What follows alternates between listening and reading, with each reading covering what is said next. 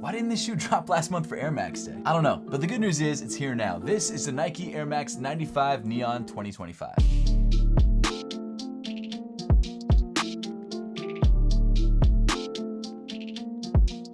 All right, so this box just came in from GOAT. I believe it is the Air Max 95s. I hope it is, or else you guys won't be seeing this clip because it's obviously another pair of shoes. But this is a pair of shoes that I probably spent too much money on just because I wanted to give you guys an early review. Now, I think resale prices aren't going to be great on these regardless because I do think this is a relatively hyped pair of sneakers, but we will get into that during the actual review, which of course is coming later on in the video. But here it is, my first time seeing them, the Nike Air Max 95s. I guess it's the big bubble, but it's also kind of not. I mean, it does have a slightly larger bubble, but it's not like, that's not the defining feature of the shoe, although the bubble is the main difference between the previous pair.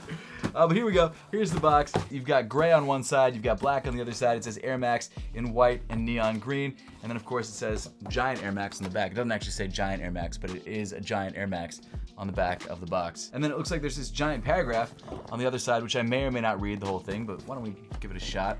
It says Air Max shoes represent the most important advances in Nike Air cushioning. Larger volumes, greater efficiency, and more visibility in the heel and now the forefoot. Innovation has never been so clear. And then it's French. All right. And then at the end it says just do it. There you go. I think the resale for these is gonna be like $250, maybe $300, probably less. But I spent like $4 or something just to get instant ship because I wanted to give you guys that early review. So if you haven't yet, hit that subscribe button. It makes me feel a little bit better about spending all this money.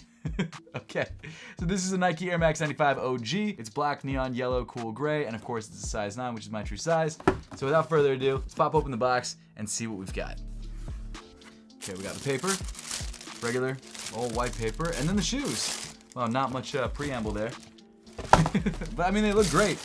We've got the brand new Air Max 95s, the 2025 re-release of the shoe. Is there anything else inside the box? There is a GOAT thing, but that's it. But here they are, the shoes themselves. Obviously, we'll dig very deep into these shoes as we go through the review, and we will try them on. But first impressions, quality seems nice. The big bubble seems, from what I can remember of the other 95 bubble, I do have a pair of 95 97s here, which I can compare them to later on in the video. But at first glance, it does seem slightly bigger. It also feels really soft and squishy, which is nice. And especially this heel area, that seems bigger, for sure. Of course, you got the seam running through the center. That's the big difference on the shoe. But other than that, material quality feels fine. But yeah, overall, solid pair of Air Maxes. So why don't I throw these guys on and let's dive into the review. This shoe is quite possibly the most iconic and well-known Air Max model and colorway of all time. Originally released back in 1995 and designed by Sergio Lozano, the Air Max 95 was a running sneaker that over time became a lifestyle staple. As some of you sneaker historians may already know, the Air Max 95 was inspired by the structure of the human body, with the gradient upper sort of mimicking muscles and muscle fibers, the laces and the lace straps apparently mimicking ribs, and the outsole actually imitating a spine. And I actually love that about this shoe. I love that it's inspired by the human body and also not immediately obvious that it's inspired by the human body. Like if you just looked at the shoe, you might not immediately think human body. But when you look at all the little parts, knowing what they are inspired by, it does give you this really cool sense of like, oh yeah, that's the spine, that's the ribs, that's the muscles. And it's a really cool little Easter egg about this shoe that I really, really like. The Neon 95s have released many times over the last 30 years, about once every 5-ish years, with releases in 1995, 2003, 2005, 2008, 2010, 2015, 2020, and now 2025. The last release that dropped back in 2020 is considered to be the most accurate recreation of the original, at least in terms of upper construction. However, this 2025 release has a few details that might make it even closer to the original. This pair of 95s has had a few limited releases over the past few weeks. Interestingly enough, none of them actually taking place on Air Max Day. The main release though is happening on April 17th, 2025 through the Sneakers app, and the retail price of this pair is going to be $185. Now, if you want to grab a pair of these early or just check the resale price, I've made sure to leave affiliate links to this pair through the YouTube shopping tab on your screen. I bought my pair for probably more than I should have, as you guys know, but you guys can check the resale price currently, again, through the YouTube shopping tab, and maybe you'll get it for a lot cheaper. Or hey, if you just like free stuff, I'm actually giving away a Sneaker of the Year contender, the Union LA Air Jordan 1 Chicago Shadows. All you need to do to enter this giveaway is subscribe to my brand new podcast, The Shoes Off Podcast on YouTube, which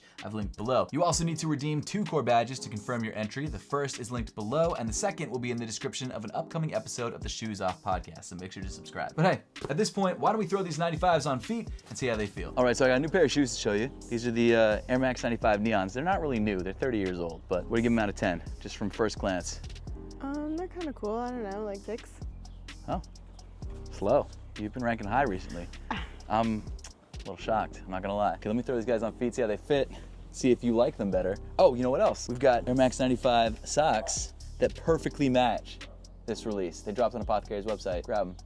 YouTube shopping tab right there. You like them? What about the socks with the shoes? Yeah, that looks really good. That looks crazy. Now, to be fair, in the B-roll shots of the shoes, I'm wearing a pair from an upcoming Nathan Walker collection, which drops Friday.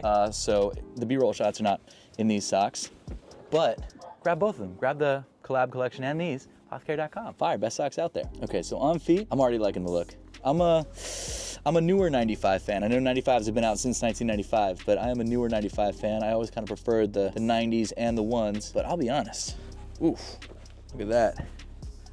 That's not, my daughter likes them. I do like them on feet. Yeah, they're not bad. Okay, so sizing wise, I feel like they're pretty much true to size. They actually feel pretty nice width wise. Like that's one thing I really like about 95s. They're nice and, I wouldn't say they're wide, but they're not narrow. They're definitely not narrow. So if you're grabbing these, you should go true to size because I think it's fine. I think it's perfect actually. And they feel good on your foot, like nice and squishy. Now I don't know one-to-one how it compares to like a standard pair of 95s because I don't have one with me right now, but they do feel good. Obviously throughout the review process, I will try them against a pair of 95s and compare them. But for right now, just initial first impression try on, yeah, they're really nice. But hey, with that being said, back to the studio. But getting into this pair, at first glance, the 2025 Air Max 95 Neons look very similar to every other release. But digging a bit deeper, you find some differences. Starting off around the toe, you've got this dark gray nubuck mudguard, and just above that, you've got this light gray mesh that covers the rest of the toe. Moving up from there is black mesh that surrounds the tongue cutout. Then stitched on top of that are the classic Volt straps that hold the white rope laces in place and give the sneaker its neon name. Under the laces is a white mesh tongue, and running down the center of the tongue is a gray reflective panel. The top of the tongue comes in white with the embroidered Air Max logo in the center, and then moving inside the shoe, you've got this white fabric sock liner, and rounding off the inside is a neon green insole with the Nike Air Max branding printed on the heel in black. Now again, for sizing, this pair fits true to size, as we've come to expect from Nike models, especially classic Air Max models like these. Moving back to the midfoot, you've got 4 nubuck panels that run all the way back on the sneaker. These panels, of course, come in that classic gradient look from dark gray to light gray, and on the lateral side feature a Volt Nike swoosh embroidered into the heel. These panels are really the marquee feature of the shoe, and I really love that gradient effect. Plus, you've also got this sort of 3D ripple texture that obviously these larger sort of bumps are over top of the Volt colored straps that hold the laces in place. And actually, interestingly enough, I just saw something online about the brand new MoMA pair that released exclusively at the MoMA store in New York. That pair is actually sort of a reverse of this pair. You've got the dark starting at the top, sort of fading into a lighter color towards the bottom. Apparently, it's stupid limited, and the materials look nicer, to be honest with you. But I'm sure by the time I get to New York, that pair will be completely gone. But who knows? Actually, I'm going to New York tomorrow to film with Tom Stefanik, which, by the way, he's on the podcast. Check it out. Link below. So maybe I'll check for it. I'm sure it's gone, but who knows? Around the back of the shoe, running down the center of the heel, is another reflective panel with the Nike Air branding towards the top in black. Then moving down on the shoe, we get to the classic black Air Max 95 midsole with air units in the forefoot and in the heel. Now, the biggest change on this pair versus most of the previous retros is actually the heel air unit. Like the original 95s, it actually features a seam that wraps all the way around the air unit, which was actually removed from Air Max 95s in the mid-2000s to improve upon the durability of the air unit. Apparently, the original air units had problems with like gradually deflating over time, which doesn't sound great, and also were somewhat prone to popping. Neither of those things sound good, so it makes sense that they redesigned the air unit. And not only did these newer air units solve that problem, but they also were able to remove the seam on the side of the air unit, which I'm sure people liked because it gives it a much simpler and cleaner look. Well, at least for the time. And once again, Nike has redesigned this air unit to more closely resemble the original with a slightly larger size, and of course the seam running down the center, and no popping issues, or at least we hope no popping issues. Now, compared to this pair of Air Max 95 97s, which is an Air Max 97 on top of an Air Max 95 midsole, I don't have the previous Air Max 95 Neon, so this is what we're gonna have to go with.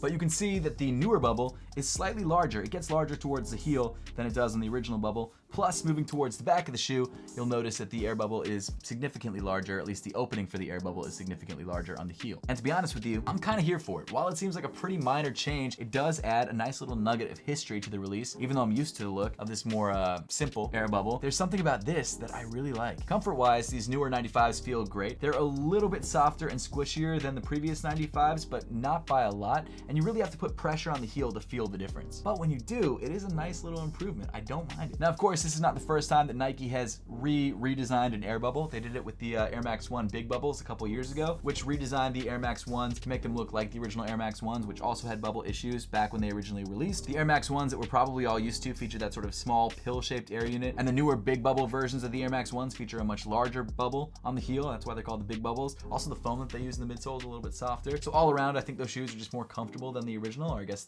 not the original, because the original is the Big Bubble, but than the one we're used to. Unlike the Air Max 1 Big Bubbles though, they didn't change out the foam in the midsole of this shoe, so it really is just the size of the bubble that's changed, and because it's a slightly larger bubble, there is a bit more compression that's able to happen, so it is slightly more comfortable underfoot, but it's not as big of a difference underfoot as the Air Max 1 to the Air Max 1 Big Bubbles was, if you guys get what I'm saying. But continuing on, the forefoot bubbles do look pretty much the same. I don't see any differences. They both have seams in them, which the originals had as well, or I guess not the originals, but the ones that we're used to. And of course, they've got Volt or neon green colored pillars, which adds a nice pop of color to the inside of the bubble. Moving to the bottom of the shoe, you've got a black rubber outsole with neon green hits towards the forefoot. And finally, running down the center of the midfoot to the heel, you've got this TPU panel, which calls out the different PSIs of the air units throughout the shoe. According to this, the forefoot bubble is 20 PSI, the large bubble on the side is 25 PSI, and the heel bubble is 5 PSI. I actually think that's a really cool detail and one that you wouldn't know about unless you took a long look at the shoe. I'm really liking this release. The new changes are subtle, but a nice callback to the original. And the color, you can't beat it. In terms of hype, I have no idea what it's going to be for this pair. My sock brand Apothecary and I had a pop-up around Air Max Day at Takeout NY, where they were also doing early raffles for these Air Max 95s, and there was a pretty huge line for the raffle entries, which is kind of crazy. So based on that, and also the price that I paid for an early pair, I'd say that they might be more popular